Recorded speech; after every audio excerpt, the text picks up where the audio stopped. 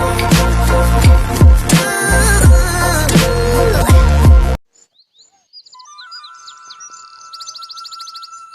my dear students. I am Saif Ali and welcome to our channel The ज्ञान कुंभ। आज की इस video में हम पढ़ेंगे क्लास 9th की साइंस का चैप्टर 3, जिसका नाम है एटम्स एंड मॉलिक्यूल्स, यानी परमाणु और अणु।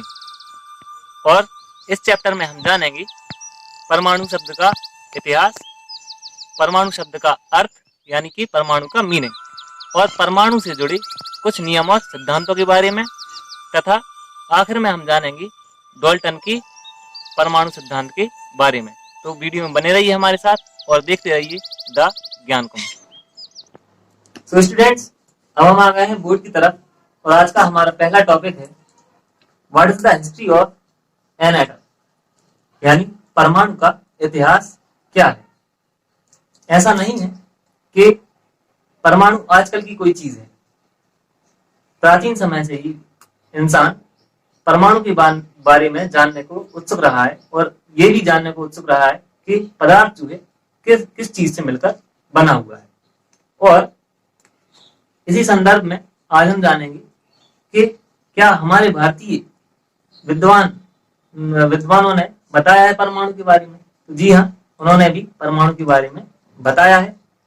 इसमें सबसे पहले हैं प्राचीन समय के लगभग 500 ईसा पूर्व महर्षि कणाद।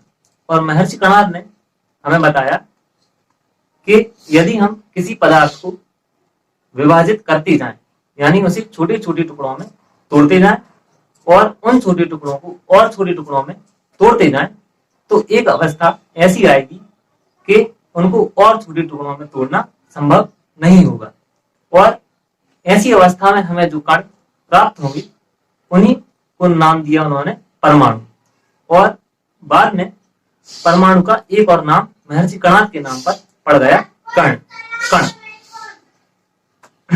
और एक और भारतीय विद्वान है जिनका नाम है पकुधा कात्यामा, और उन्होंने महर्षि कणाद के इसी सिद्धांत को आगे बताया और कहा कि परमाणु जुड़कर ही सभी प्रकार के पदार्थों को बनाते हैं, और इसको इन्होंने नाम दिया महर्षि कणाद का विभाजकता का सिद्धांत।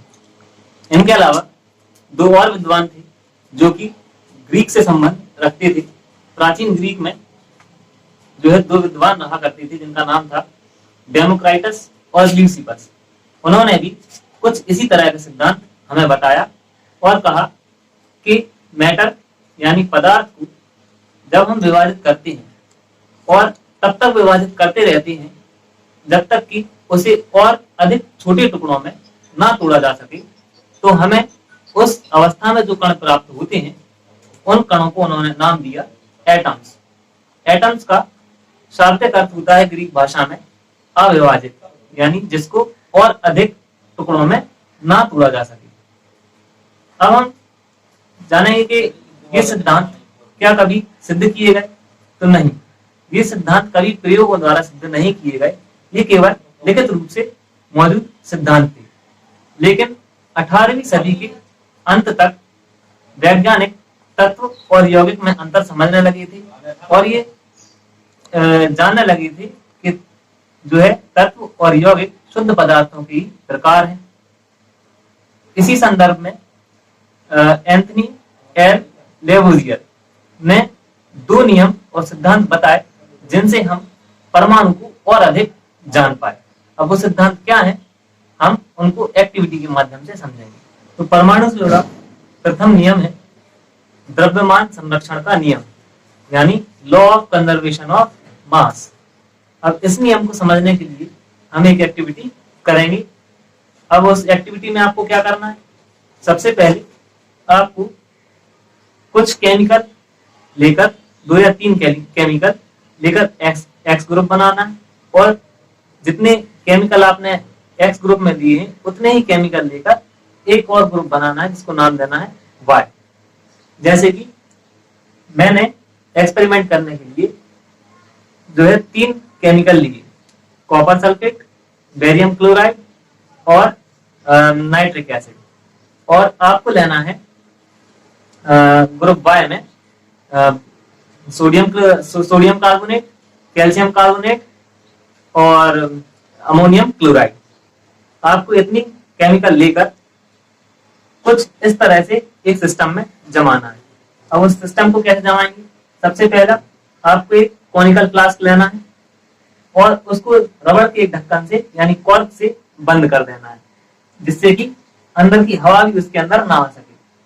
अब इस ढक्कन को बंद करने से पहले आपको उसमें एक ट्यूब रखनी है जिसमें सॉल्यूशन ऑफ एक्स रहेंगे, यानी एक्स ग्रुप के केमिकल रहेंगे, और उनको रख देना है। और उसमें आपको फ्लास्क में सॉल्यूशन ऑफ वाई यानी वाई ग्रुप के सारे केमिकल डाल देना है। अब जो ट्यूब अपन ने ली है उसको आप धागे से बांधकर फ्लास्क के बाहर लटका दें और जो है इस पूरे सिस्टम का पहले वजन कर लें। वजन करने के बाद फिर आपको जो है इस धागे को खींचना है और ट्यूब को वाई में गिरा देना है, जिससे एक्स ग्रुप के और वाई ग्रुप के दोनों ग्रुप के केमिकल आपस में मिक्स हो जाए। और मिक्स होने के बाद आप देखेंगे कि क्या इनके बीच कोई अभिक्रिया हुई, क्या कोई रिएक्शन हुई। तो इनके बीच में रिएक्शन तो होगी और फिर रिएक्शन के बाद आपको इस फ्लास्क का फिर से वजन लेना है। तो क्या इनके द्रव्यमान में कोई परिवर्तन आएगा? नहीं आएगा। और इसी को कहते हैं law of conservation of mass, यानी द्रव्यमान संरक्षण का नियम। अब इसको आसान भाषा में समझाते हैं कि जब दो या दो से अधिक पदार्थ एक दूसरे के साथ मिलते हैं तो उनके जो अवयवों का कुल द्रव्यमान होता है, अभिक्रिया के पश्चात भी उनका उतना ही द्रव्यमान निकल कर आता है। ना तो द्रव्यमान को बनाया जा सकता है और ना ही नष्ट किया जा सकता है किसी भी रासायनिक अभिक्रिया में। यही है द्रव्यमान संरक्षण का नियम। अब हम पढ़ेंगे दूसरे नियम को। तो परमाणु से जुड़ा दूसरा नियम है स्थिर अनुपात का नियम, यानी लॉ ऑफ कांस्टेंट प्रोपोर्शन। अब इसमें क्या होता है कि जब कोई यौगिक बनता है परमाणुओं से मिलकर, तो उसमें जुड़ने वाले तत्वों के जुड़ने का जो अनुपात होता है वो एक समान होता है हर एक अणु में। जैसे कि उदाहरण के लिए पानी में दो तत्व जुड़ते हैं, हाइड्रोजन और ऑक्सीजन, और ये जुड़ते हैं 1:8 या फिर 8:1 के अनुपात में, यानी 8:1 के रेशो में ये जुड़ते हैं। और आप पानी के किसी भी अणु को देखें और जांचें तो आपको यही अनुपात मिलेगा, यानी जो यौगिक हैं वो एक जैसे अनुपात में जुड़ते हैं। एक और उदाहरण देखते हैं अमोनिया का।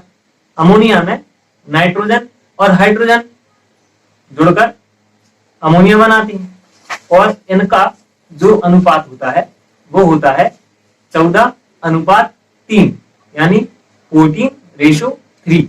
और अमोनिया के हर एक अणु यानी मॉलिक्यूल में यही अनुपात पाया जाता है। इसका मतलब क्या हुआ कि किसी भी यौगिक के जो अवयव हैं वो एक जैसे अनुपात में जुड़ते हैं और इसी को कहते हैं स्थिर अनुपात का नियम। उम्मीद है आपको ये दोनों नियम समझ में आ गए होंगे। हमारा अगला टॉपिक है डाल्टन के परमाणु सिद्धांत के कुछ बिंदु। लेकिन डाल्टन की थ्योरी को जानने से पहले हम जानेंगे डाल्टन के बारे में। तो सर जॉर्ज डाल्टन का जन्म 1766 में इंग्लैंड में हुआ था, एक गरीब बनकरों के परिवार में। और उन्होंने अपना करियर जो है एक टीचर के रूप में शुरू कर दिया था 12 साल की उम्र में, और 7 सालों में ही वो उस स्कूल के प्रिंसिपल बन गए थे।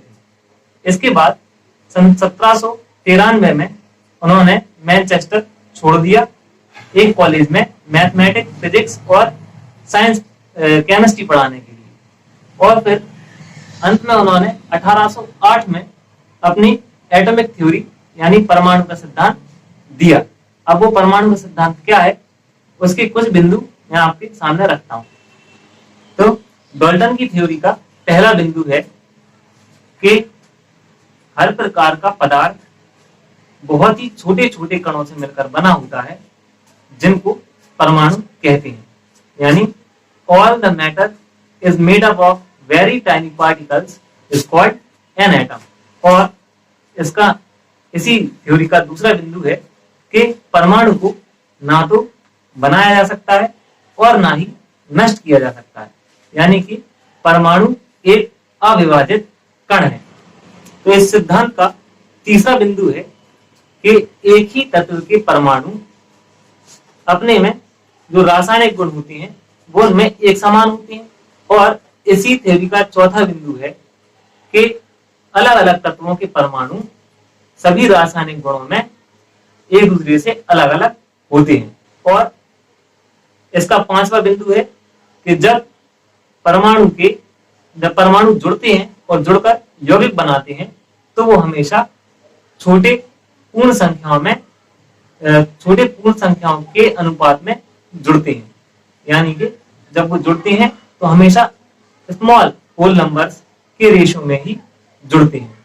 इस थ्योरी का छठवां और आखिरी बिंदु है कि किसी दिए गए यौगिक में परमाणुओं की संख्या हमेशा एक समान होती है, फिर आप उसका जो सैंपल है वो किसी भी जगह से लाए हो। ठीक है दोस्तों, उम्मीद है आपको डाल्टन की थ्योरी समझ में आ गई होगी। सो स्टूडेंट्स, डाल्टन ने हमें जो थ्योरी दी, अब उन्होंने वो थ्योरी कैसे बनाई, कैसे लिखी, उसका प्रयोग उन्होंने कैसे किया, इसको हम अगली वीडियो में समझेंगे। अगर वीडियो पसंद आई हो तो इसे लाइक करें, अपने दोस्तों के साथ इसे शेयर करें और हमारे चैनल को सब्सक्राइब जरूर करें। धन्यवाद।